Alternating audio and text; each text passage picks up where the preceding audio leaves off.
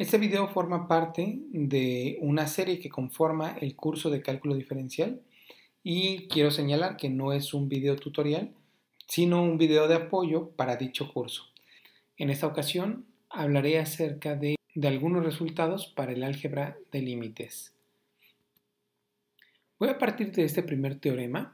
Es un teorema bastante importante acerca de el trabajo con límites y el cual dice lo siguiente: si nosotros, preparándonos para los diferentes puntos de este teorema, definimos a n como un entero positivo, a k como una constante y f y g son funciones que tienen límites en C, entonces nosotros podríamos dar todos estos resultados. Por un lado diremos que el límite cuando x tiende a c de la función constante es la misma constante. En el 2, el límite cuando x tiende a c de la función x, de la función identidad, va a ser igual a c. En el número 3, lo que tendremos es que el límite cuando x tiende a c de una función multiplicada por una constante es igual a la constante por el límite de la función. En el número 4 tenemos que el límite cuando x tiende a c de la suma de funciones es igual a la suma de los límites individuales. El número 5 es equivalente al número 4, solamente que con resta. El número 6 nos dice que el límite de un producto es el producto de los límites. El número 7 nos habla de que el límite de un cociente es el cociente de los límites, siempre que el límite cuando x tiende a c de g de x sea distinto de 0. En el número 8 tenemos que el límite cuando x tiende a c de f de x elevado a la potencia n es lo mismo que el límite cuando x tiende a c de f de x, todo ese resultado elevado a la potencia n. Y finalmente en el número 9 tenemos que el límite cuando x tiende a c de la raíz enésima de f de x es igual a la raíz enésima del límite de f de x cuando x tiende a c, siempre que el límite de f de x cuando x tiende a c sea mayor que 0 con n par. Cuando n es impar no hay ningún problema, con n par recordemos que sí, porque las raíces de orden par de los números negativos no existen. Bueno, daremos la demostración de algunos de estos puntos, otros requieren de elementos más avanzados, con lo cual ahora los daremos por válidos y los que sí podemos demostrar con lo que tenemos hasta ahora, pues lo haremos. Entonces, en las demostraciones del A1 y A2, es decir, demostrar que el límite de la constante, de la función constante, es esa misma constante y que el límite de x cuando x tiende a c es igual a c, resulta trivial de considerar este límite, el límite cuando x tiende a c de ax más b igual a ac más b. En el primer caso, cuando nosotros tenemos que hacer el límite cuando k, el límite de k cuando x tiende a c igual a k, pues lo que haríamos sería a igual a 0, b igual a k, y obtendríamos que nuestro límite, el resultado de nuestro límite, pues sería 0 por c más k, y entonces lo tendríamos resuelto. Este límite lo probé en otro video, es por eso que podemos hacer uso de él para estas demostraciones. Y para el A.2, para la segunda proposición del teorema A, hacemos A igual a 1 y B igual a 0 y obtendríamos que el límite cuando x tiende a c de x es igual a c, a 1 por c más 0. Ok, vamos ahora sí a las otras demostraciones. Queremos demostrar en la tercera proposición que el límite cuando x tiende a c de k por f de x es igual a k por el límite cuando x tiende a c de f de x. Por así decirlo, que la constante sale del límite. Bueno, lo que nosotros sabemos por las hipótesis de nuestro teorema es que este límite, el límite cuando x tiende a c, existe. Cuando x tiende a c de f de x existe. Y vamos a decir que es L. Recordemos que ese es un punto de partida. Es decir, que el límite de f y el límite de g existían en C. Es por eso que estamos partiendo de ahí y lo vamos a definir como L. Esto implica que para toda epsilon mayor que 0 existe una delta mayor que 0, tal que si x menos c es menor que delta mayor que 0 en valor absoluto, eso implica que f de x menos l es menor que epsilon. Ahora, aquí hay una cuestión. Yo no estoy poniendo epsilon, sino que estoy poniendo epsilon dividido entre el valor absoluto de k. ¿Por qué puedo hacer eso? Pues lo puedo hacer porque todo el valor, todo ese epsilon entre el valor absoluto de k es mayor que 0. Todo este dato es mayor que 0. Y eso es lo único que nos piden, que para toda epsilon mayor que 0 se cumpla. Pues en particular doy esa epsilon y obtengo una delta. Ahora, si multiplicamos por el valor absoluto de k en ambos lados de la desigualdad, pues tendríamos que esta implicación multiplico por el valor absoluto y en este caso el que estaba dividiendo se cancela con el que multiplica y ahora el producto de los valores absolutos es el valor absoluto del producto, entonces me quedaría k por f de x menos k por l menor que epsilon. Entonces yo lo que tendré es que el límite cuando x tiende a c de k por f de x es kl, que es este dato que yo tengo aquí. ¿Pero quién es KL? Pues si L es el límite cuando x tiende a c de f de x, KL será K por el límite, que es precisamente lo que queríamos demostrar. Así se demuestra la tercera proposición de este teorema A. La cuarta proposición nos dice que el límite de la suma es igual a la suma de los límites. Ojo que estamos manteniendo nuestro C. Si yo aquí tuviera cuando x tiende a C y aquí cuando x tiende a A y aquí cuando x tiende a B, ya tendría un problema.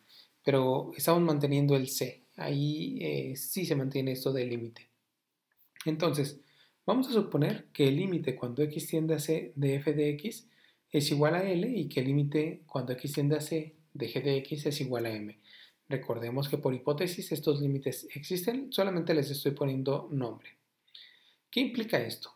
Bueno, para empezar quiero hacer notar aquí dos cosas. Estoy poniendo la definición de límite, que para todo epsilon existe, etcétera, etcétera, pero no estoy poniendo la misma delta en ambos casos. ¿Por qué? Porque aunque yo pueda poner la misma epsilon, es decir, yo elijo en ambos casos que sea epsilon medios, quizá una función crece más rápido que la otra en C.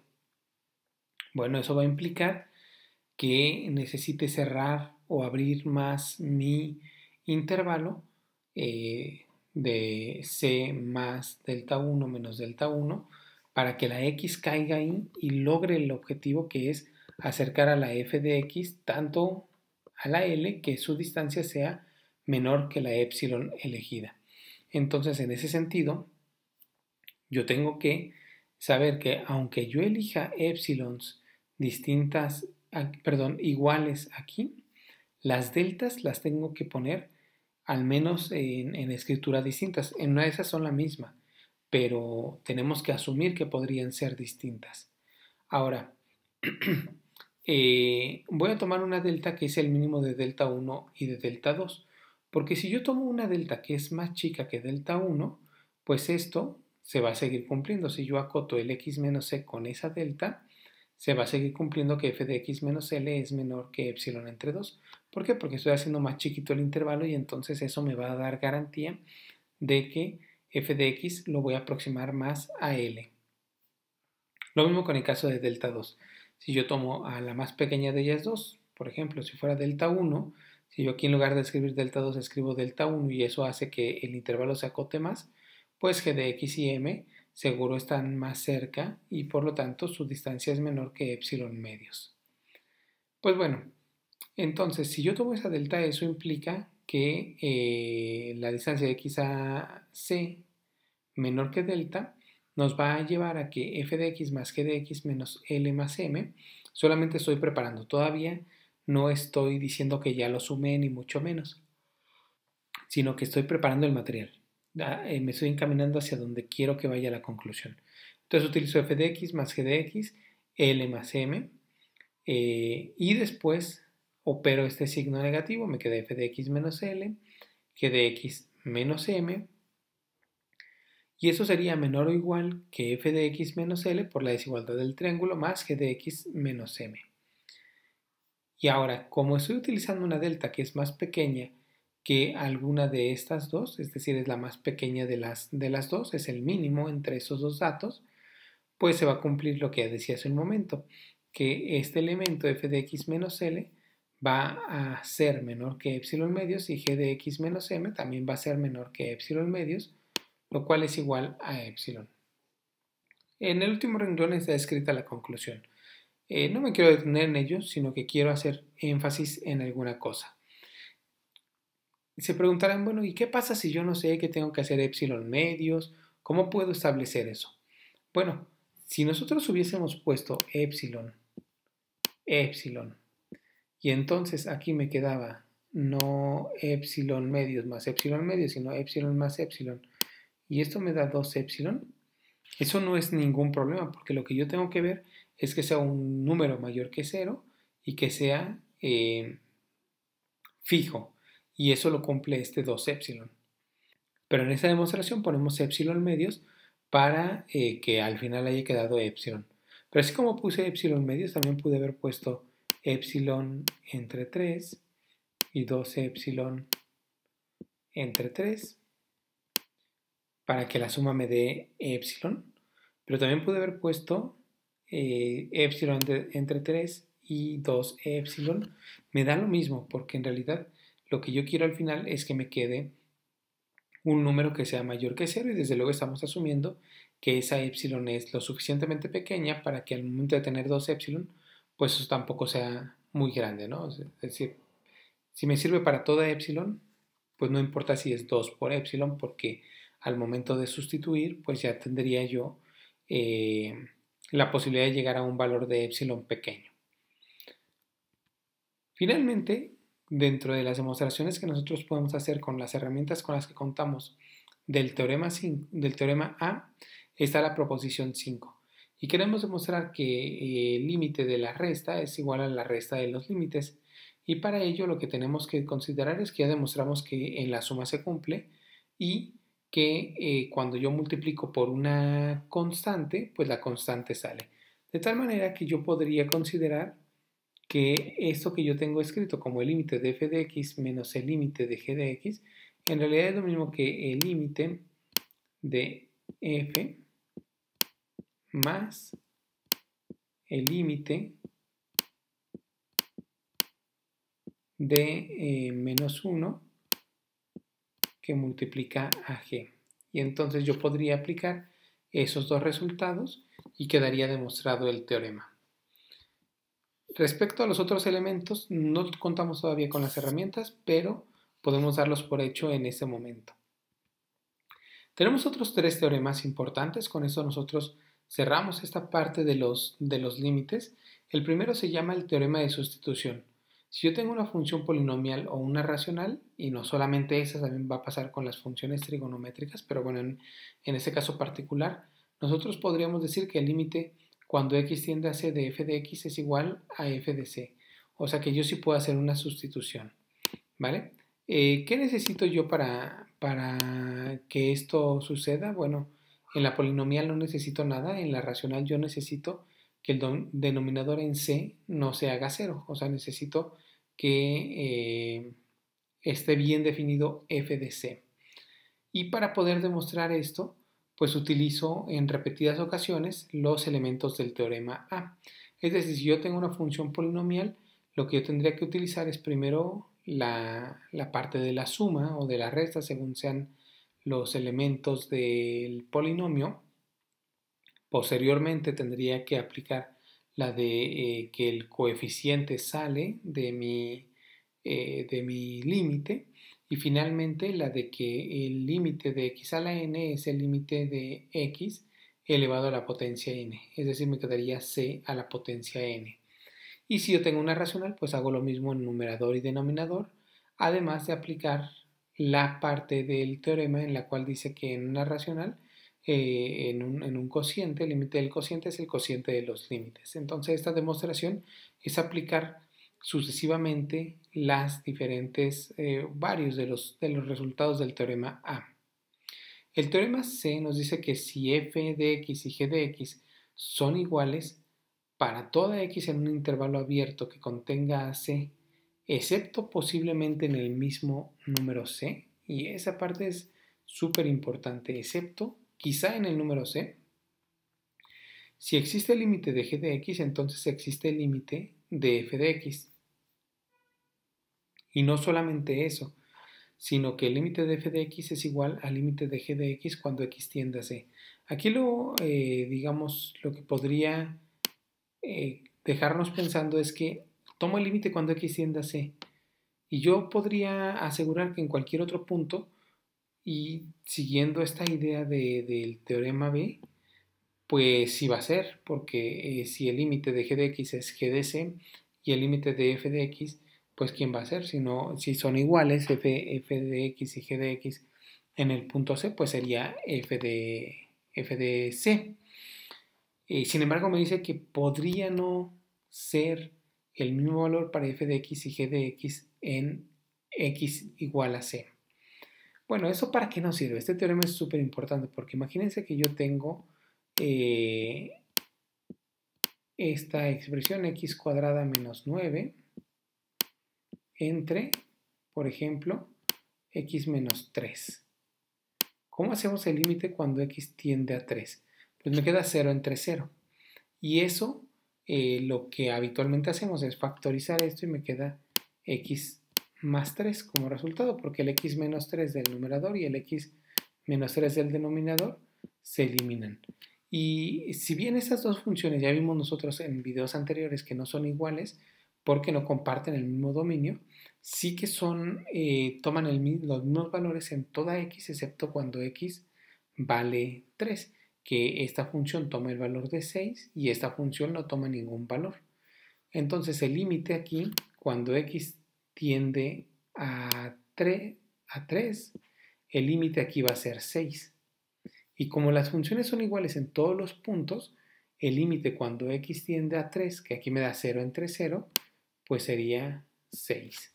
Ya veremos más adelante que esto es una indeterminación, eso entraremos mucho más adelante en ello. Sin embargo, lo que quiero expresar es que estos límites, este 6 y este 6, pueden ser el mismo, dado que f y g son iguales en todas las x de un intervalo abierto que contiene al 3, excepto en el 3. O sea, eso sirve cuando sí lo pueden tener y también cuando no lo pueden tener. O sea, puede no estar definido en el número 3. Finalmente, el teorema del emparedado. Tenemos funciones f, g y h que satisfacen que están acotadas de esta manera. F de x es menor o igual que g de x menor o igual que h de x para toda x cercana a c, excepto posiblemente en c. Volvemos a decir nuevamente que en c es probable que no se cumpla esa propiedad. Pero lo que nos dice es que el límite cuando x tiende a c de f de x es igual al límite de h de x, que es L. Perdón. Pero tenemos que si el límite de f de x y el límite de h de x cuando x tiende a c es igual a L, por consecuencia el límite de g de x cuando x tiende a c es igual a L. ¿Ok? Es decir, nosotros lo que tendríamos es dos funciones cuyo límite cuando x tiende a c es L y una tercera función que va en medio de estas dos, y entonces lo que nosotros tendríamos es que eso lo estamos viendo con un zoom muy grande, pero aquí yo vería que todas tienden al valor L, ¿vale? Si f y h tienden al valor L, si f y h tienden al valor L, pues entonces a G no le queda opción como de dar un salto o de tener otro límite. Su límite tiene que ser el mismo L, el teorema del emparedado. Bueno, con eso terminamos con los primeros teoremas importantes acerca de límites y en siguientes videos seguiremos utilizando la noción de límites, de hecho ya durante todo el curso. Sin embargo, podremos comenzar a utilizar estos teoremas en lugar de la definición epsilon delta.